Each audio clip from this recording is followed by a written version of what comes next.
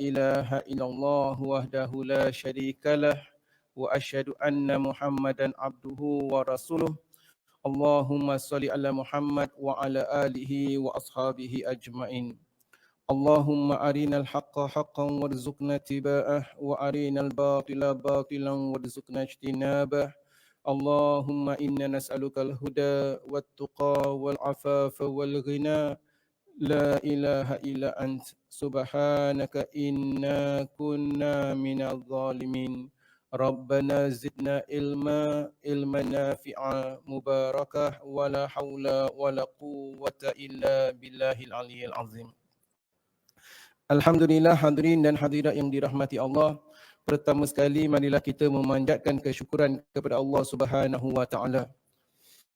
Kerana dengan limpah kurnia-Nya serta taufik dan hidayah yang Allah Subhanahu wa taala kurniakan kepada kita, dapat kita bersama-sama sekali lagi pada pagi yang mulia ini untuk kita meneruskan pengajian dan perbincangan kita.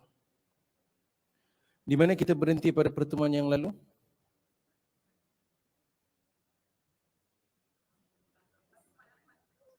(148) bahagian C. Tempat yang dibolehkan mengqasarkan solat. Betul. Baik hadirin dan hadirat yang dirahmati Allah, alhamdulillah kita sedang bincangkan mengenai bab solat qasar dan juga solat jamak. Dan kita mengetahui solat qasar dan solat jamak sebenarnya adalah dua perkara yang berbeza.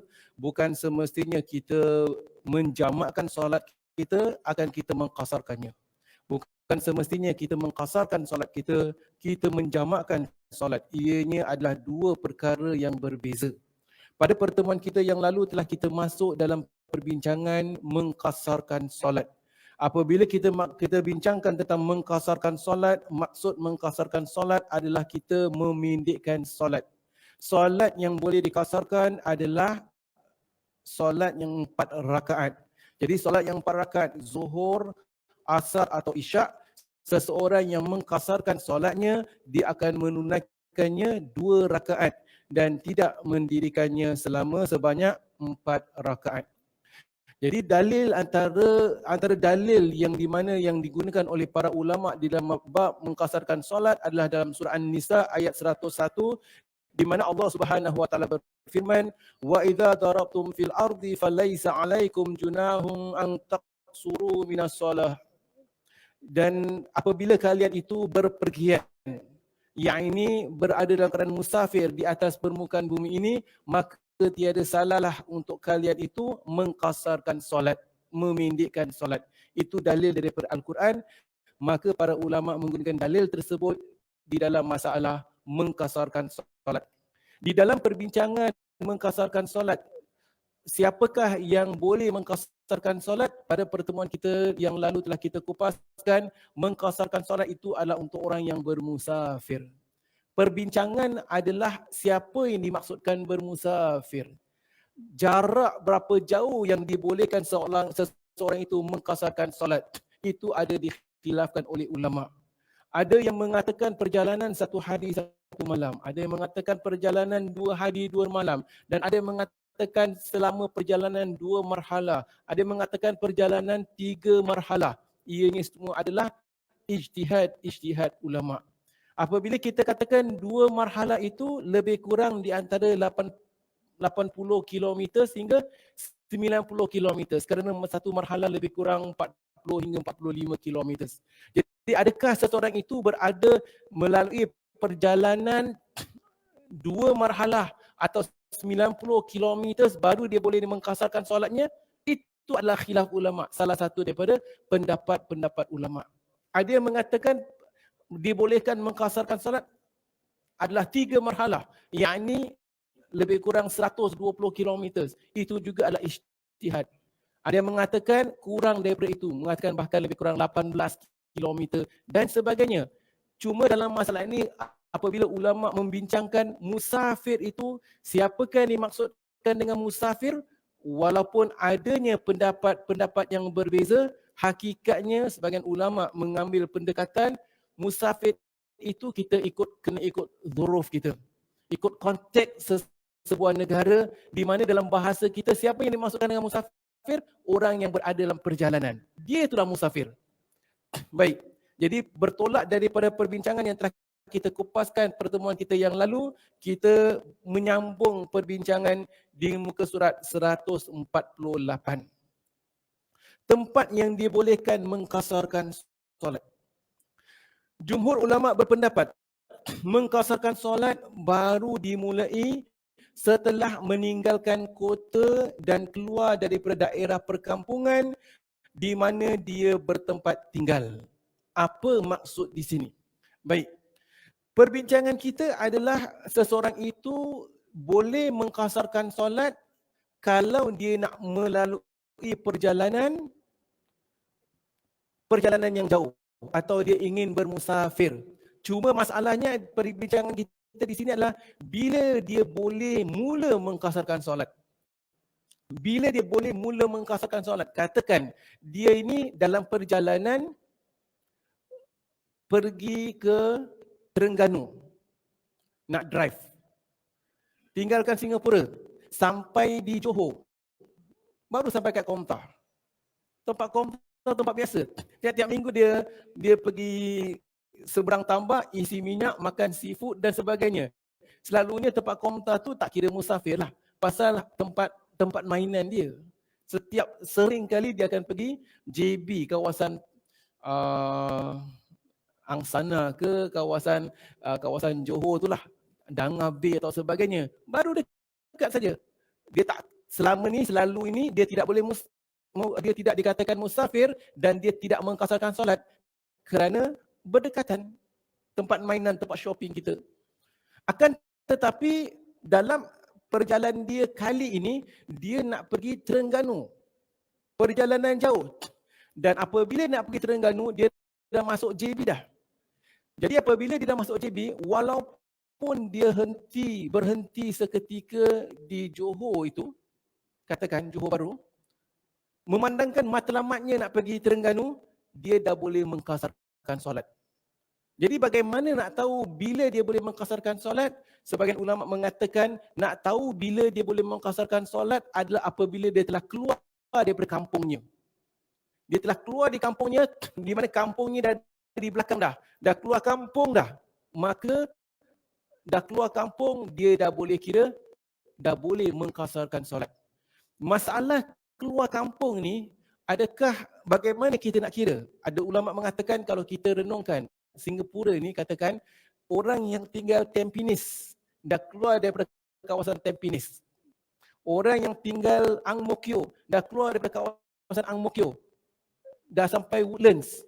Nak pergi Terengganu. Ada ulama mengatakan tiba-tiba dia stop kat Masjid An-Nur. Ada yang mengatakan dah boleh kasar dah. Pasal dia bukan pergi Masjid An-Nur tu matlamat dia Masjid An-Nur. Kerana dia nak dalam perjalanan untuk pergi Terengganu. Jadi dah keluar kampung. Ada orang ijtihad mungkin kita keluar kampung tu dah keluar Singapura lah. Singapura dah kat belakang, maka dah seberang tambak dah boleh kasar. Jadi perbincangan di sini adalah ianya berlaku kerana khilafnya ulama, kerana tiada dalil yang mengatakan sesuatu jarak yang dikatakan boleh mengkasarkan solat atau sebagainya yang disepakati oleh ulama. Ini contoh pada jemaah. Jadi mengenai bila boleh mengkasarkan solat apabila seseorang itu telah meninggalkan kampungnya tadi. Jadi penulis mengatakan, jumhur ulama berpendapat mengkasarkan solat baru dimulai setelah meninggalkan kota dan keluar di daerah perkampungan. Jadi kat sini kita dah faham. Matlamat kita jauh, kita dah keluar kampung, dah boleh mengkasarkan solat. Di mana dan keluar daripada daerah perkampungan di mana dia bertempat tinggal dia. Ini merupakan syarat utama. Seseorang yang bermusafir diwajibkan menyempurnakan pelaksanaan solatnya terlebih dahulu sebelum melintasi perumahan yang berada di sempadan bandar di mana dia tempat tinggalnya. Imam Ibnu Al-Munzir berkata, aku tidak menjumpai satu hadis pun yang menjelaskan bahawasanya Nabi SAW pernah mengkasarkan solat ketika hendak memulakan perjalanan melainkan setelah keluar daripada Madinah. Apa pengajaran yang boleh kita ambil di sini? Pengajarannya adalah kalau seseorang itu nak bermusafir, kemudian dia belum keluar rumah. Dia nak keluar rumah sekarang ni, memandangkan aku nak musafir, aku nak tunaikan solat di rumah. Jadi apabila dia tunaikan solat di rumah, dia tidak boleh mengqasarkan solat. Walaupun dia dah bersiap sedia untuk pergi Terengganu ke, dah bersiap sedia nak pergi umrah ke, nak berjalan jauh. Selagi mana dia berada di dalam rumahnya, tidak boleh mengqasarkan solat. Ustaz, boleh jamak tak? Ringkaskan cerita, boleh jamak. Tapi kita akan bincangkan syarat-syarat jamak. Dalam rumah, diperbolehkan kerana dia nak bermusafir. Tetapi tak boleh qasar. Kerana qasar, ingat, qasar hanyalah untuk orang yang bermusafir. Dan bila dia boleh mula qasar, apabila dia telah tinggalkan perkampungannya. Satu lagi senario, seseorang yang nak tunaikan solat, dia tak tunaikan solat di rumah. Katakan dalam perjalanan, dah sampai kat Changi Airport, dah masuk kat dalam transit restricted area, dah lepas daripada custom, katakan, immigration, kemudian flight delay, katakan. Flight delay, dah tiba waktu solat, dia nak tunaikan solat. Disangkakan tadi boleh perjalanan lah, katakan. Jadi memandangkan dia telah berada di dalam kawasan Changi Airport tadi, dah keluar daripada perkampungannya, maka dia dah kira dalam perjalanan musafir. Boleh tak saya mengqasarkan solat sedangkan saya berada di Singapura?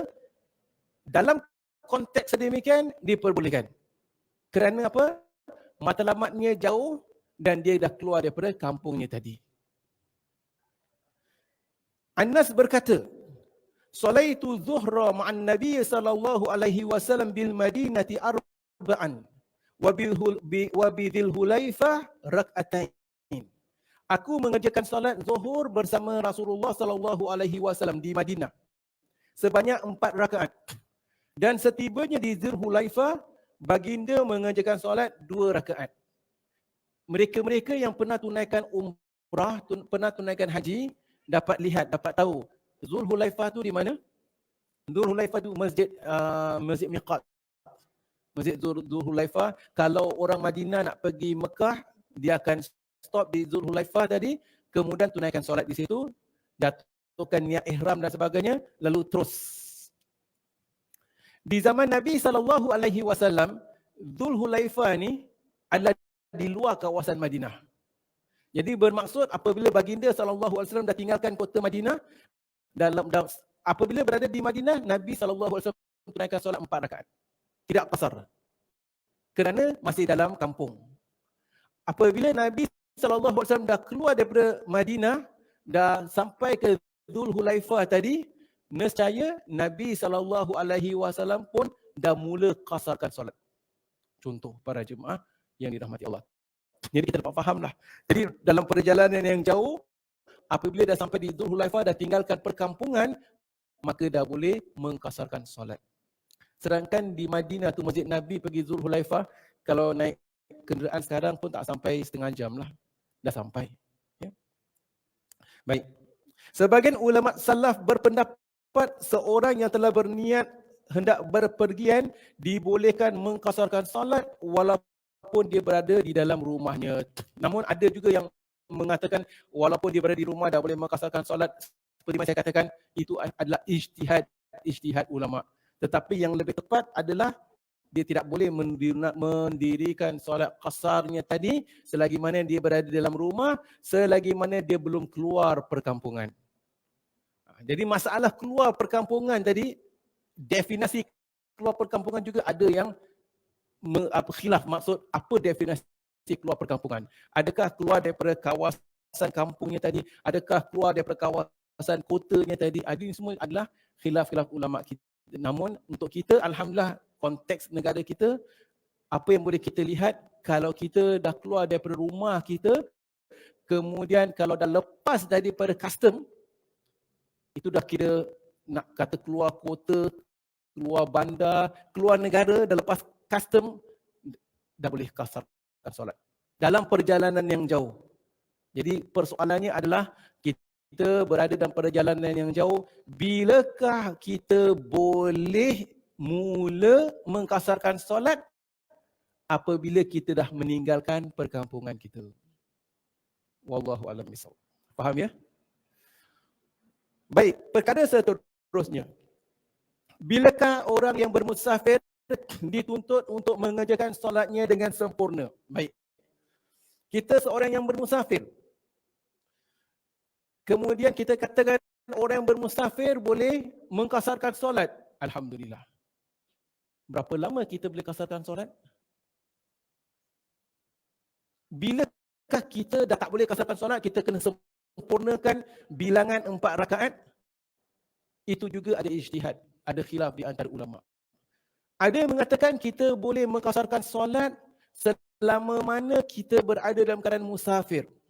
Ada yang mengatakan kita boleh mengkasarkan solat selama 3 hari 3 malam.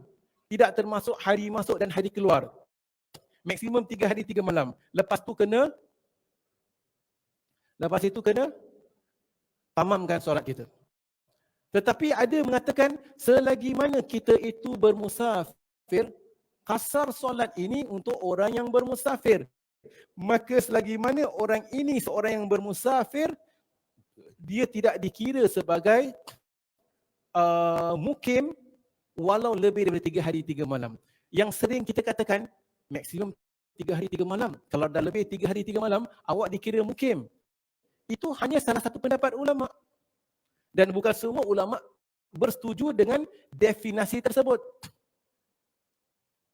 Seorang yang kerja kapal, dia belayar kapal daripada satu tempat ke satu tempat, kadang-kadang 3 bulan baru balik. Saya nak tanya, dalam perjalanan tu dia dikira musafir ke tidak?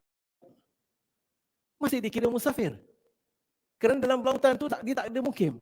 Walaupun dalam perjalanan tu lebih daripada, bukan kata 3 hari, kadang-kadang lebih daripada 3 minggu, kadang-kadang dalam perjalanan lebih daripada 3 bulan.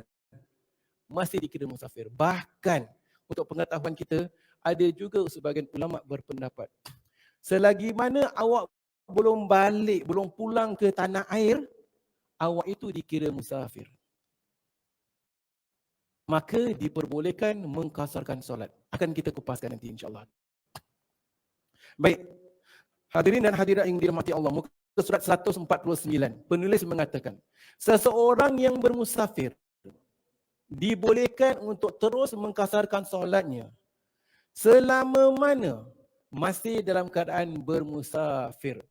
Ini penulis mengambil pendekatan mengikut sebagai pendapat yang saya sebutkan tadi.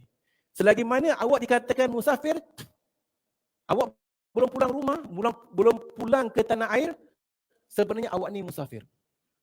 Konteks kita hari ini di Singapura, siapakah mereka? Maaf katalah ya, para pembantu rumah yang datang daripada Indonesia ke, datang daripada Filipin ke, datang daripada Sri Lanka ke, agak-agak mereka bertugas itu, kemudian agak-agak mereka rasa aku nak mukim, tak nak balik. Atau selagi mana mereka bekerja di sini, sebenarnya mereka ada niat nak pulang. Dah dapat duit semua nanti, balik, beli rumah, beli tanah. Mana satu agak-agak? Jiwa mereka itulah. Mereka tu sebenarnya dalam hati mereka, ini semua tempat sementara, tempat cari makan. Lepas tu aku nak balik. Adakah awak ni rasa Singapura negara awak? Tidak. Ni tempat seketika. Lepas tu, tengoklah lepas 2 tahun ke 4 tahun ke 6 tahun, aku nak balik. Secara tak langsung, hakikatnya dia tu musafir. Tapi Ustaz, dah lebih daripada 3 hari 3 malam. Jangka 3 hari 3 malam hanyalah salah satu daripada pendapat para ulama. Bahkan begitu juga, para pekerja yang memegang permit kerja, work permit katakan, yang buat rumah, yang bina jalan raya dan sebagainya, hakikatnya yang mereka daripada Bangladesh, yang datang daripada India, datang daripada negara-negara, mereka tu sebenarnya hakikatnya masih lagi bermusafir. Kerana mereka seketika di negara kita kerja, hantar duit kat negara mereka, lepas itu alhamdulillah habis apa? Kontrak, balik rumah, alhamdulillah, pulang ke tanah air. Ada kebaikan apabila kita mengetahui khilaf sebegini. Walaupun ada pendapat katakan 3 hari 3 malam dan sebagainya, tetapi ada juga pendapat yang mengatakan selagi mana awak musafir, selagi itu hakikatnya awak, hukum musafir diletakkan ke atas diri awak, ada kebaikan. Maksudnya apa? Kerana kita akur, tidak dinafikan, bukan semua para pembantu rumah, bukan semua para pekerja binaan, para pekerja work permit holders tu dapat tunaikan solat 1 hari 5 waktu, dapat tunaikan solat Jumaat. Agak-agak mereka work permit holder yang buat rumah tu, dia cakap dengan majikan, hari ni hari solat Jumaat, I want to go Friday prayers. Boleh tak? Majikan yang bukan Islam mungkin marah dia. You come Singapore, you want to work or you want to pray? You want to pray, go back country, pray. Betul kan? Tetapi alhamdulillah, adanya pendapat sebegini, mereka ada keringanan. Aku ini musafir. Orang yang bermusafir, nombor 1, gugur solat Jumaat. Alhamdulillah. Mereka yang bertugas di tempat binaan dan sebagainya, kalau mereka dapat tunaikan solat 5 waktu pada waktunya, alhamdulillah. Tetapi kalau tak dapat, kalau perlu jamak solatnya, alhamdulillah. Zuhur, asar, nanti petang dah habis kerja solat. Sebab kalau tengah nak solat, kadang-kadang agak sukar. Ini contoh. Jadi alhamdulillah ada keringanan-keringanan. Ada sebahagian pembantu rumah yang dapat majikan orang Islam, alhamdulillah. Ada sebahagian pembantu rumah dapat majikan orang yang bukan Islam. Orang bukan Islam kadang-kadang tak faham. Maka nescaya dapat keringanan untuk mengkasarkan solat. Bahkan orang yang musafir tak perlu gugur kewajipan solat Jumaat. Gugur juga kewajipan berpuasa pada bulan Ramadan. Boleh qada maksudnya.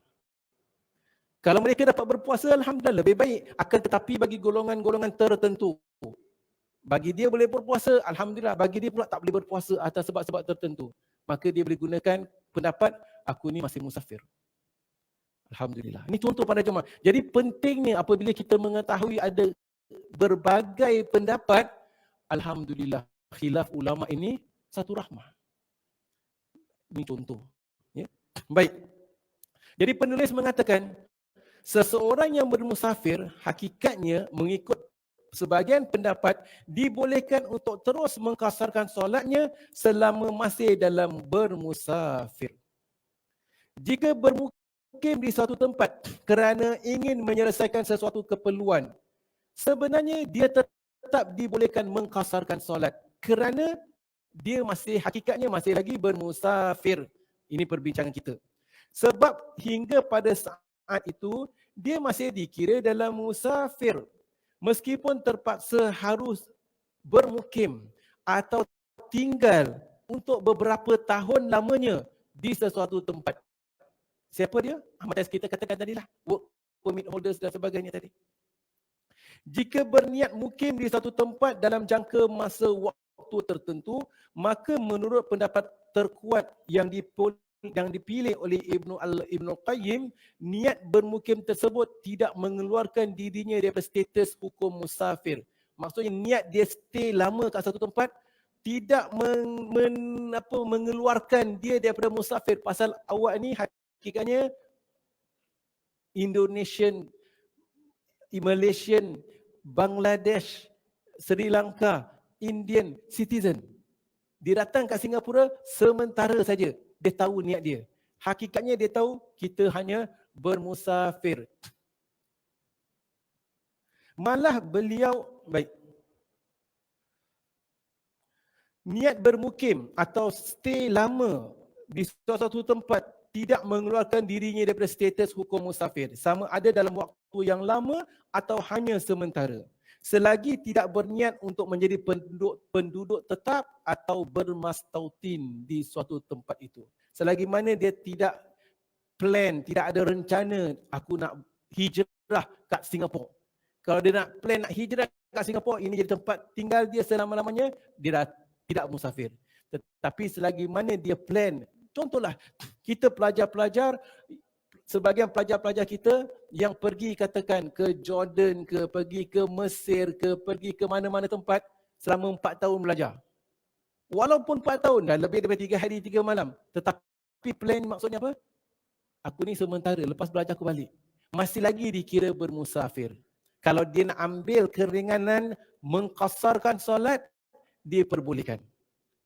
Tetapi kalau tempat itu dia rasa bersama-sama jemaah yang lain, dia nak solat tamam, sempurnakan, alhamdulillah dia raikan bersama teman-teman. Dia bergantung kepada keperluan dan keperluan seseorang yang berada di tempat tersebut. Dalam kaitan ini, para ulama mempunyai berbagai pendapat yang kemudiannya diringkaskan oleh Ibnul Qayyim dalam satu perbahasan sambil memperkuatkan pendapatnya sendiri.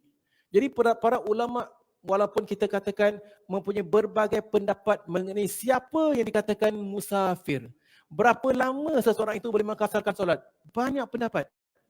Imam Ibnul Qayyim menjelaskan, Rasulullah SAW pernah bermukim di Tabuk selama 20 hari dan selama itu pula lah baginda mengqasarkan solat. Satu, Nabi SAW pernah dalam perjalanan stay di satu tempat selama 20 hari. Nabi SAW selama 20 hari itu baginda SAW qasarkan solat baginda. Malah baginda tidak pernah memerintahkan para sahabat bahawa seseorang tidak dibolehkan lagi mengqasarkan solat apabila waktu bermukim ternyata telah lebih daripada 2 hari. Tetapi secara kebetulan Nabi SAW bermukim di Tabuk selama 20 hari. Bermukim ketika dalam perjalanan tidaklah menghilangkan status seseorang sebagai musafir. Sama ada waktu bermukim itu lama ataupun sementara. Dengan syarat orang itu tidak berniat untuk menjadi penduduk tetap atau bermastautin di situ. Terdapat banyak perbezaan pendapat di kalangan ulama salaf dan khalaf berkaitan masalah ini.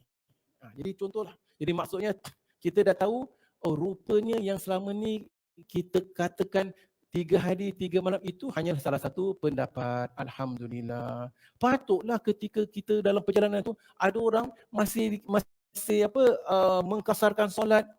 Contoh, dalam Sahih Bukhari dan daripada Ibnu Abbas katanya, ketika bermusafir, Nabi SAW pernah bermukim selama 19 hari dan selama itu pula lah baginda lalu mengerjakan solat 2 rakaat. Yakni baginda selama 19 hari itu baginda mengqasarkan solat. Oleh itu, apabila kami bermukim dalam perjalanan selama 19 hari, kami tetap mengqasarkan solat. Dan jika lebih dari itu, kami mengerjakan solat dengan sempurna. Menurut Imam Ahmad pula, maksud Ibnu Abbas di sini adalah Nabi SAW bermukim di Mekah selama 19. Sebaik saja dilakukan penaklukan ke atas Mekah. Padahal sebenarnya Nabi SAW bermukim di Mekah setelah penaklukan selama 18 hari. Sebab baginda akan melanjutkan perjalanan menuju Hunain dan di sana baginda tidak berniat untuk bermukim. Inilah bermukimnya Nabi SAW sebagaimana yang diriwayatkan oleh Ibnu Abbas. Yakni dalam perjalanan di mana Nabi SAW terus mengqasarkan solat. Ada juga yang mengatakan bahawasanya maksud Ibnu Abbas adalah ketika Nabi SAW bermukim di Tabuk sebagaimana yang diriwayatkan oleh Jabir bin Abdullah. Jadi ini adalah hadis-hadis menunjukkan bahawasanya Nabi SAW dan para sahabat pernah mengqasarkan solat lebih daripada 3 hari, lebih daripada 5 hari dalam sesuatu perjalanan, dan ada sebahagian ketika Nabi stay di satu tempat, mukim di sebagian satu tempat lebih daripada masa-masa tersebut. Dari dalam hadis Jabir bin Abdullah katanya, aqama Nabi SAW di Tabuk 20 yauman yaqsuru solah. Nabi SAW mukim di Tabuk selama 20 hari dan selama itu Nabi mengqasarkan solat. Al-Miswar bin Makhrama berkata, kami bermukim bersama Sa'ad dalam satu perkampungan di negeri Syam selama 40 hari. Selama itu jugalah Sa'ad tetap mengqasarkan solatnya, tapi kami tetap mengerjakan solat seperti biasa. Jadi ada sebagian sahabat tunaikan solat seperti biasa dan sebagian sahabat yang lain mengqasarkan solat selama 40 hari di sesuatu tempat. Nafi' berkata, Abdullah bin Umar pernah bermukim di Azerbaijan selama 6 bulan. Dan selama itu juga bagi beliau mengerjakan solat sebanyak 2 rakaat ketika ditahan oleh salji ketika hendak memasuki kota tersebut. Jadi apabila dalam satu perjalanan Abdullah bin Umar tersendat di satu tempat kerana salji dan selama itu beliau mengkasarkan solat. Ada yang mengatakan selama 6 bulan. Hafsah bin Ubaidillah berkata, Anas bin Malik juga pernah bermukim di Syam selama 2 tahun dan beliau mengerjakan solat sebagaimana biasanya seorang yang musafir. Selama berapa lama? Selama 2 tahun. Anas berkata, para sahabat Nabi SAW bermukim di Biram Hormuz selama 7 bulan dan mereka tetap mengkasarkan solat selama itu. Ini adalah dalil-dalil menunjukkan bagaimana sebahagian sahabat selagi mana mereka itu bermusafir dalam perjalanan, belum pulang ke rumah, selagi itulah mereka mengkasarkan solat. Kerana apa? Kerana mereka masih lagi bermusafir. Al-Hasan berkata, aku pernah bermukim bersama Abdul Rahman bin Samurah di Kabul selama 2 tahun dan Abdul Rahman terus mengkasarkan solatnya tetapi tidak menjamakkan solatnya. Seperti yang saya katakan, kasar dan jamak dua perkara yang berbeza. Setiap kali tunaikan solat, beliau mengkasarkan solat selama 2 tahun. Kerana apa? Dia dalam perjalanan, dia akan pulang nanti ke tanah air. Saya bukan kata bahawasanya para pembantu rumah yang kat rumah sekarang ni tunaikan solat kasar hari-hari. Bukan. Kita tengok pada keadaan. Mereka-mereka yang bertugas di rumah orang Islam, alhamdulillah, kita sebagai majikan beri peluang mereka tunaikan solat. Setiap kali mereka tunaikan solat, majikan dapat pahala.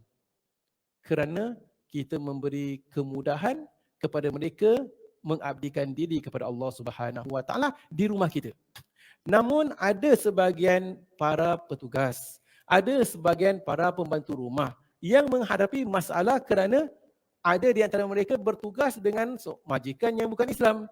Ini contoh, case by case begini, alhamdulillah ada jalan keluar. Ada mengadu, saya mengadu dengan kawan, majikan saya tak kasih benarkan solat. Jadi macam mana? Semuanya begitu. Jadi awak boleh solat kasar. Kalau dalam kes sebegini, bahkan boleh jamakkan solat. Nanti waktu zuhur, waktu rehat, solat. Jamak. Hari-hari. Kalau perlu bagi spesifik kes, walau hari-hari.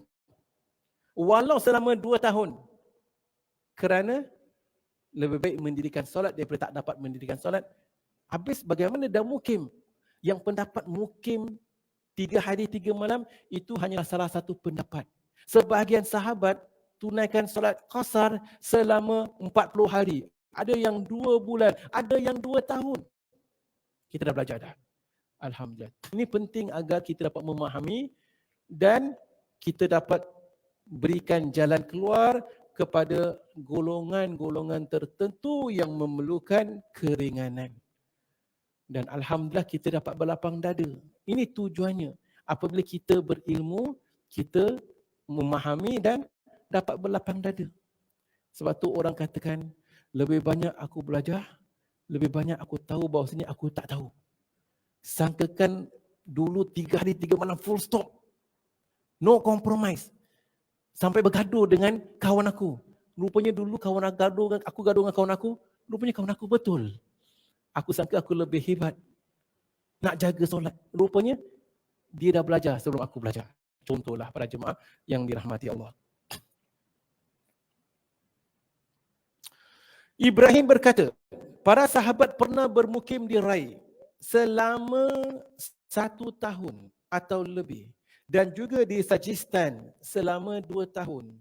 Inilah tunjuk ajar yang diberikan Rasulullah SAW dan dicontohkan oleh para sahabat. Inilah pendapat yang benar. Mengikut mereka.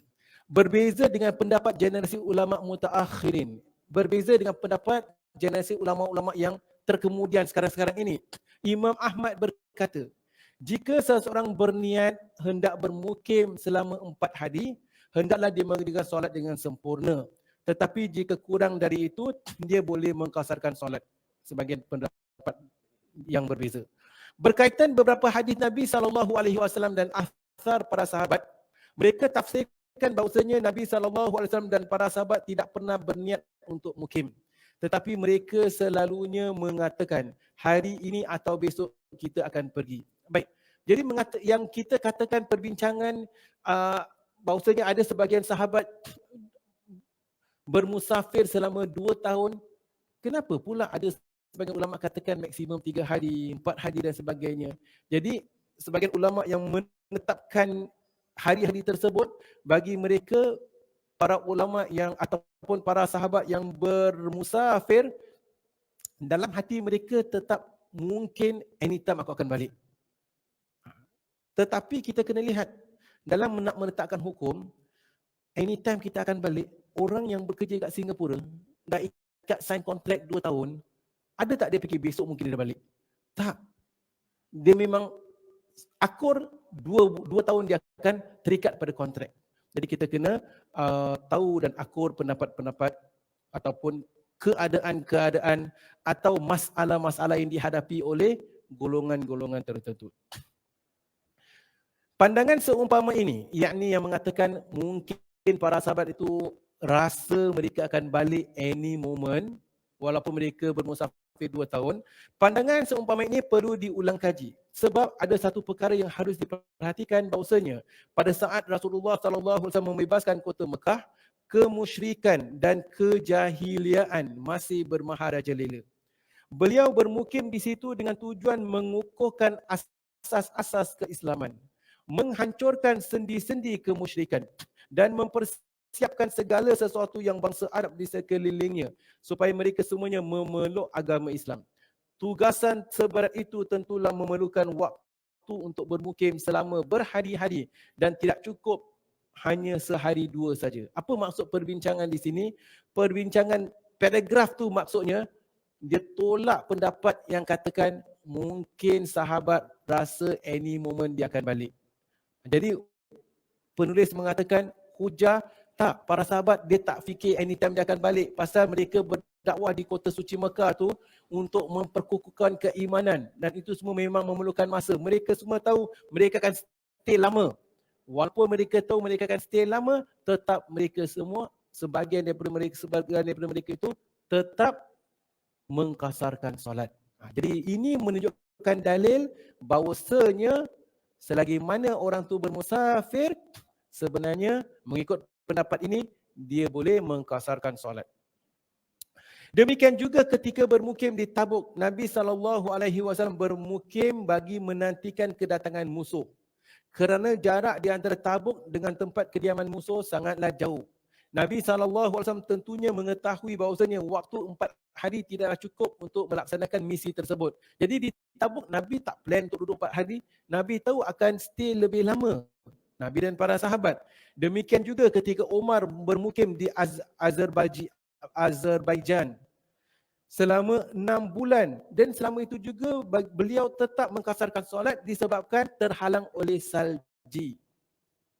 Sebagaimana sedia maklum, salji tidak mencair sehingga kemudiannya jalan dapat digunakan pakai dalam masa 4 hari. Jadi mereka itu semua akur. Mereka tak akan stay 4 hari, tetapi akur mereka akan stay di sana lebih daripada 4 hari, namun mereka tetap mengkasarkan solat.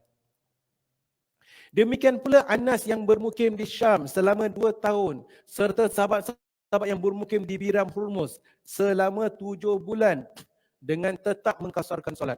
Tentulah mereka faham bahawasanya mengepung musuh dan perang tidak cukup dalam masa 4 hari sahaja. Tapi mereka tetap mengkasarkan solat selama itu. Dalam pada itu, sahabat-sahabat Imam Ahmad menyatakan bahawasanya sekiranya seseorang bermukim untuk berjihad, dipenjarakan oleh pihak berkuasa atau kerana sakit, maka dibolehkan mengkasarkan solat.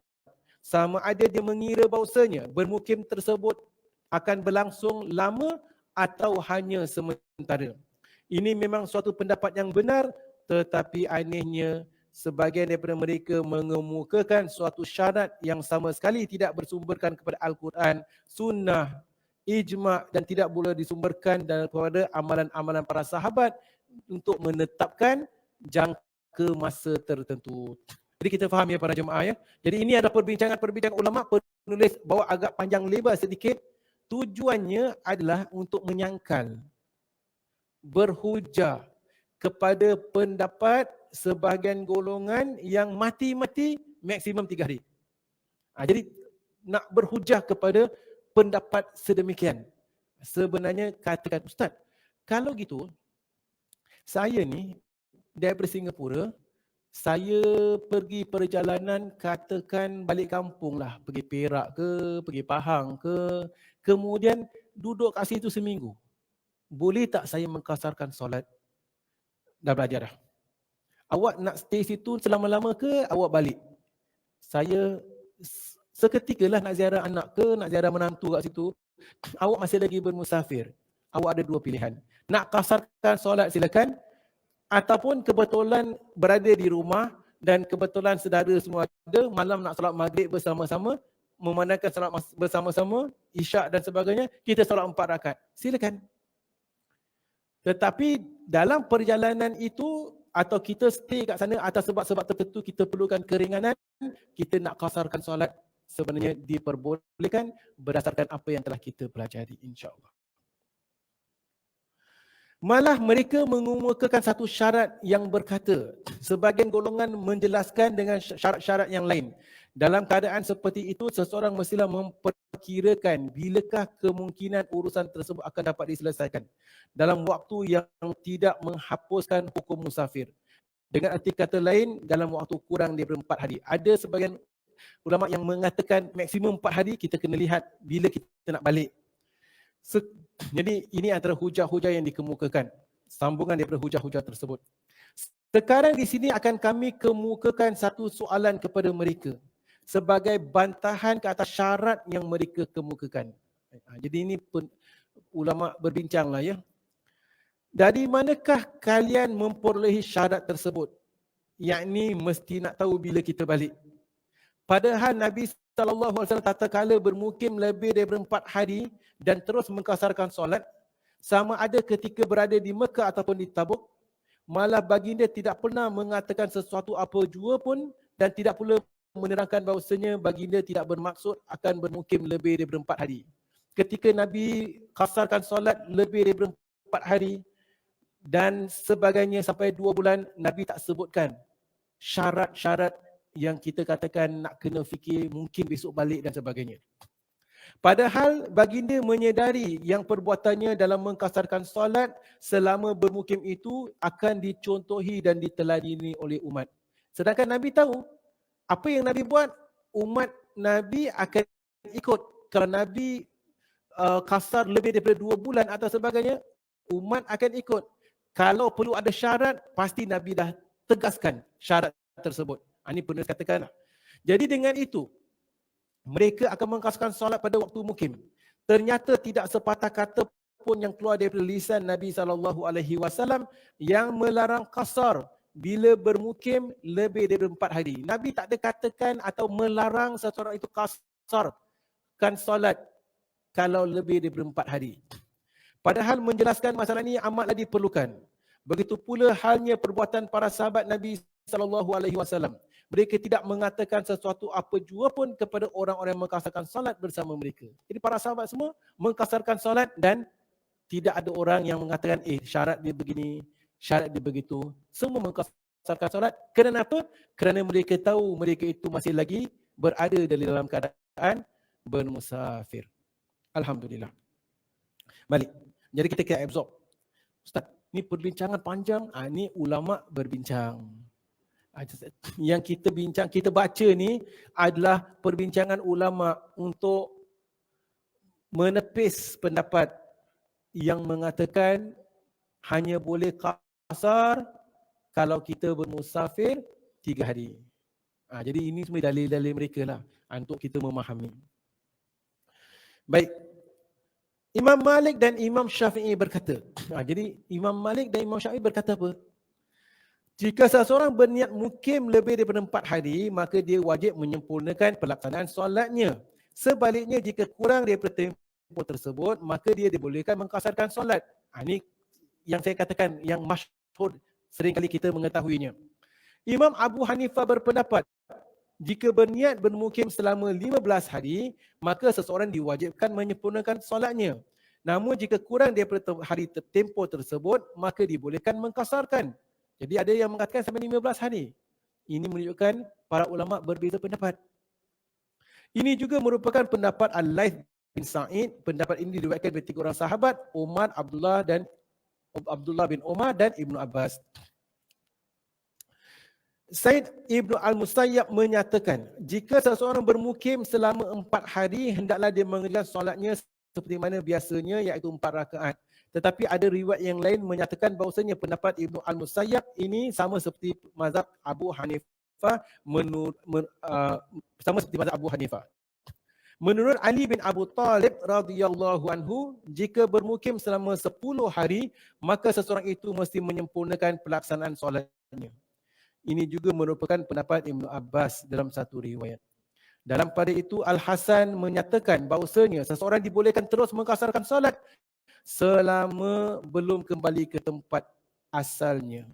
Sementara itu, Aisyah menegaskan seseorang dibolehkan mengqasarkan solat selama belum lagi meletakkan bekalan dan tempat wadahnya. Pengajaran di sini, tak ada satu ulama yang bersepakat tentang berapa lama jumlah waktu dia boleh mengqasarkan solat. Bagaimanapun imam mazhab yang keempat bersepakat bahawasanya jika seseorang bermukim kerana ada satu keperluan yang mesti diselesaikan dan selama menunggu dia tetap berharap bahawa urusannya segera selesai dengan berkata aku akan pulang hari ini atau esok, maka selama itu pula dia boleh mengqasarkan solat. Berbeza dengan salah satu pendapat Imam Syafi'i yang menegaskan bahawasanya dalam keadaan seperti ini seseorang dibolehkan mengqasarkan solat selama 17 atau 18 hari. Namun lebih lama daripada itu, dia wajib mengerjakan solat dengan sempurna. Baik, dalam kaitan ini Ibnu Munzir dalam satu penyelidikan berkata, para ulama berijma' bahawasanya seseorang yang bermusafir dibolehkan mengqasarkan solatnya selama tidak berniat bermustautin di suatu tempat, meskipun waktu bermukim berlangsung bertahun-tahun. Full stop. Oh, penat betul. Panjang ceritanya. Kerana apa? Kerana telah sebati dalam pemikiran kita. Telah sebati dalam pemikiran ramai di antara jemaah. Yakni, kalau nak qasar solat, maksimum 3 hari 3 malam. Tak kira hari masuk dan hari keluar. Kalau tidak, kita rasa itu satu kesalahan. Jadi kerana apa perbincangan yang panjang tadi? Penulis nak menunjukkan dalil-dalil perbincangan ulama yang awak kata 3 hari 3 malam pun bukan disepakati. Ada yang kata 4 hari, ada yang katakan 14 hari, ada yang katakan 18 hari, ada yang katakan 40 hari, ada yang katakan sebulan, ada yang katakan 2 bulan, ada yang katakan setahun. Jadi di sana ada berbagai-bagai pendapat. Itu hanya pendapat tertentu, ijtihad para ulama.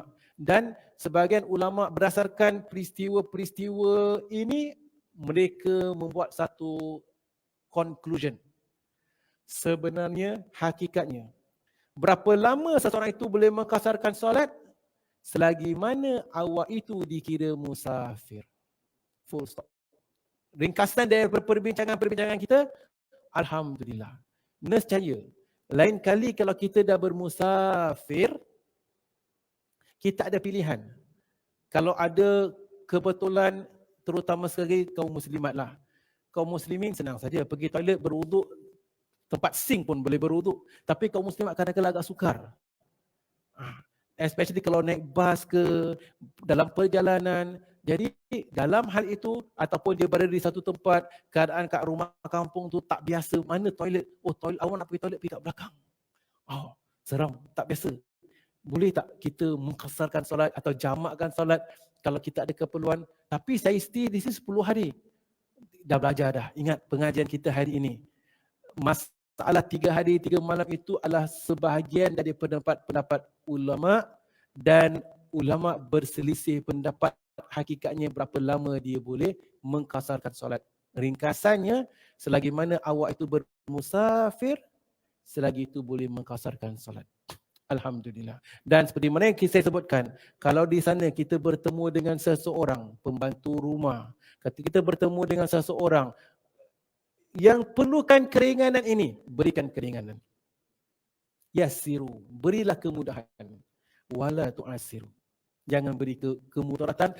Kalau kita beri kemudaratan, memberatkan sebagian golongan orang, baik-baik dia nak solat, sudahlah tak boleh solat, tak boleh, alang-alang tak boleh solat, tak payah solat, sudahlah. Nanti 2 tahun kemudian aku solat. Dah balik negeri, baru aku solat. Jangan. Kalau perlu kasarkan solat. Kalau perlu jamakkan solat. But I'm here 2 years, walau 4 years. This is not your country. Betul kan? Dia akan balik. Dia masih lagi bermusafir. Sebab itu sifat orang yang bermusafir, mentaliti orang yang bermusafir berbeza. Ini tempat persinggahan. Macam mana sekalipun, dia tahu dia bawa luggage sementara, tak payah beli rumah atau sebagainya, semua sementara. Sewa rumah ke tinggal tak apalah, susah-susah pun sementara, nanti besok aku dah balik, dah senang. Jadi mentaliti orang musafir. Selagi mana awak tu bermusafir, nescaya awak dibolehkan mengambil keringanan di sini. Walhamdulillah.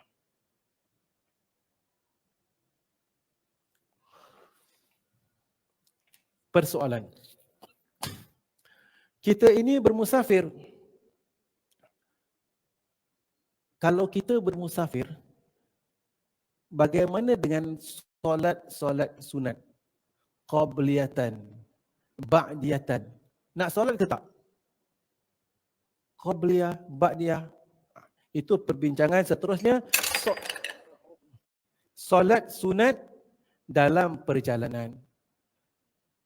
Dalam perjalanan, kita disunatkan tak solat sunat? Sebagian daripada kita telah mengamalkan solat sunat qabliyatan, ba'diyatan.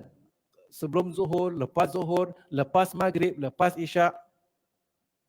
Ringkasan daripada perbincangan ini, kita lihat, orang yang sedang bermusafir diberi keringanan. Solat 4 rakaat fardu dah jadi 2 rakaat saja. Kalau solat fardu yang dituntut diberi keringanan jadi 2 rakaat, nescaya yang sunat yang lain gugur. Kalau kita berada dalam keadaan musafir, tak perlu tunaikan solat sunat. Dan bahkan kita akan dapat pahala solat sunat yang selama ini kita memang lakukan. Kecuali 2 solat sunat yang kita tetap digalakkan untuk melaksanakan solat sunat. Yang lain tak perlu tunaikan solat sunat. Kalau kita nak tunaikan solat sunat ba'diyah maghrib, solat sunat ba'diyah isyak, solat sunat qabliyah zuhur, ba'diyah zuhur, lebih baik awak buat 4 rakaat solat zuhur. Yang zuhur wajib tu dah diberi keringanan. Awak nak buat sunat sebelum dan sesudah jadi 6. 2 sunat sebelum, 2 solat fardu zuhur, 2 sunat sesudah. Kalau dituntut buat sunat-sunat itu, lebih baik awak buat 4 rakaat zuhur. Jadi memandangkan demikian, yang wajib ni telah dikurangkan, maka yang sunat tak perlu kita laksanakan. Kecuali 2 jenis solat sunat yang tetap digalakkan, dituntut untuk tunaikan walau dalam keadaan musafir. Apakah 2 solat tersebut?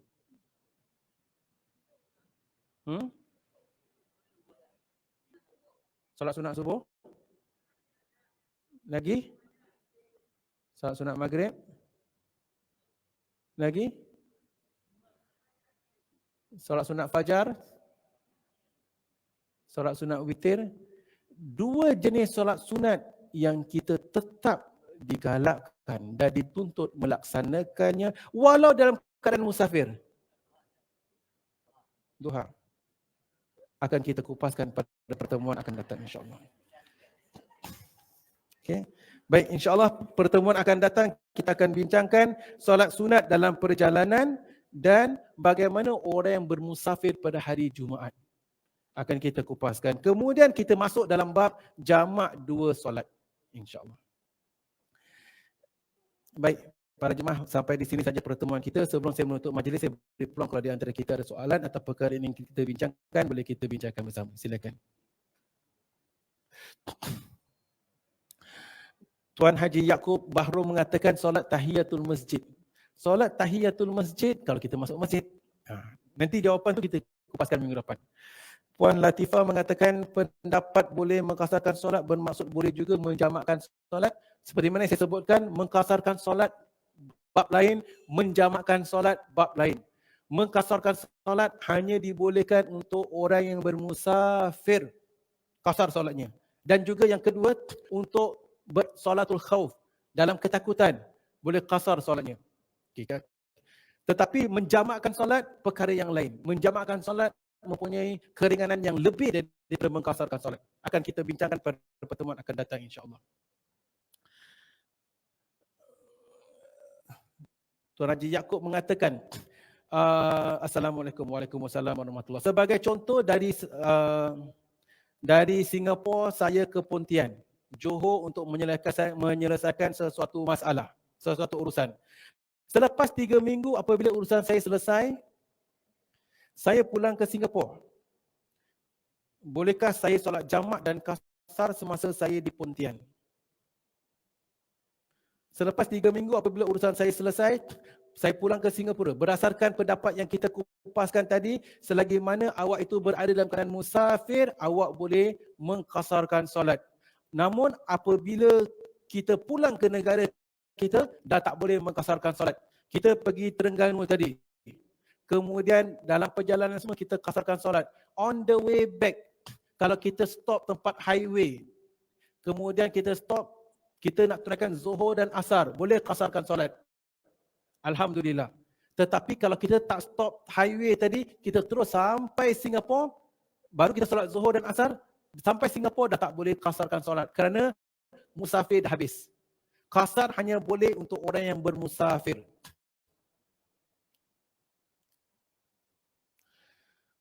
Puan Nur Ira mengatakan, Salam Ustaz, Waalaikumsalam warahmatullahi. Tadi Ustaz sebut pelajar ke luar negara selama 4 tahun. Jika pelajar sudah mula solat seperti biasa di negara yang sedang dia menuntut, bolehkah pelajar tersebut balik semula solat jamak kasar anytime selepas itu? Sebagai contoh, seperti mana saya sebutkan, para pelajar yang berada di luar negara, mereka tu musafir atau nak stay sana selama-lamanya? Semua pelajar tu musafir. Mereka akan pulang ke negara masing-masing. Nescaya mereka masih lagi memegang title musafir. Orang yang bermusafir, mereka ada pilihan. Seperti mana kita sebutkan. Kebetulan mereka berada di universiti atau mereka berada di kuliah ke tempat asrama mereka dan mereka tunaikan solat bersama berjemaah di masjid. Tunaikan solat 4 rakaat. Kerana bersama-sama jemaah masjid ataupun mereka bersama-sama teman-teman mereka, mereka boleh tunaikan solat biasa 4 rakaat. Akan tetapi pada waktu tertentu, kerana sebab-sebab tertentu, dalam keadaan mereka stay 4 tahun tadi juga, mereka perlukan keringanan.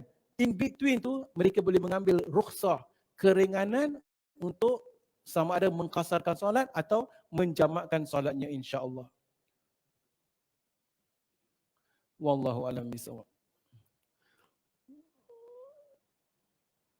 Baik, ada soalan yang lain?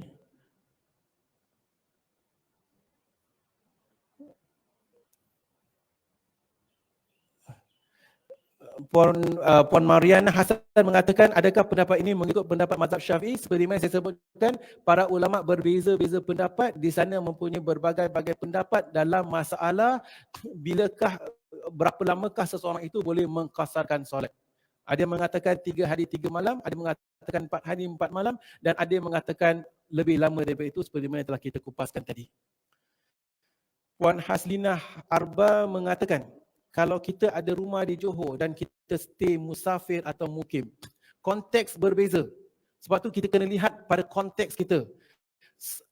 Siapa yang dimaksudkan nama musafir? Orang Singapura beli rumah di Danga Bay, beli rumah di Twin Towers, Tri Towers, rumah kondo atau rumah batu di rumah landed properties di Johor. Jadi di sana mereka rasakan dah tempat tinggal mereka.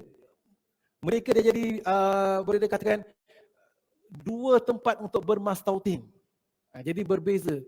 Penting sekali kita nak kena tanya diri kita, adakah kita ini bermusafir atau tidak. Orang Singapura yang rumahnya di Singapura, apabila mereka keluar luar negara, musafirlah dia. Tetapi berbeza kalau orang itu ada 2 rumah, maka dia pergi kat rumah mereka, ataupun contoh, dia ada rumah kat Singapura. Kemudian dia ada rumah banglo di Austin Heights.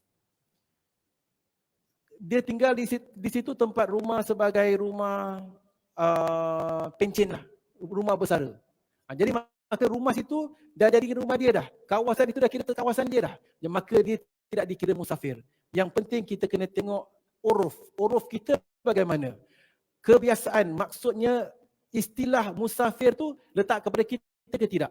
Sebab tu saya sebutkan, orang Singapura, tu saya kata ada rumah lah ya, rakyat Singapura yang keluar negara daripada Singapura pergi JB, pergi Johor Bahru, isi minyak ke, pergi makan malam di makan seafood di Setulang ataupun di Angsana atau kat mana, mereka semua bukan musafir. Ini semua dah tempat permainan kita. Kita tak kata hari-hari kita bermusafir kat sana, kerana itu dah tempat kebiasaan kita. Wallahu a'lam bishawab. Baiklah, sampai di sini saja pertemuan kita. Kita akan sambung perbincangan. Ada soalan-soalan yang lain akan kita kupaskan, kerana kita akan bincangkan pada pertemuan akan datang mengenai solat jamak pula. Akan kita kupaskan dan kita boleh utarakan soalan-soalan yang lain pada pertemuan tersebut, insya-Allah. Kita bertemu lagi pada minggu hadapan. Segala yang benar itu daripada Allah Subhanahu wa taala. Segala silap dan salah atas kelemahan saya sendiri. Wallahu a'lam bishawab. Aqulu qawli hadza wa astaghfirullahal azim li wa lakum. Wa lisairil muslimin wal muslimat wal mu'minin wal mu'minat. Subhanakallahumma wa bihamdika asyhadu an la ilaha illa anta nastaghfiruka wa natubu ilaik. Wassalamualaikum warahmatullahi wabarakatuh.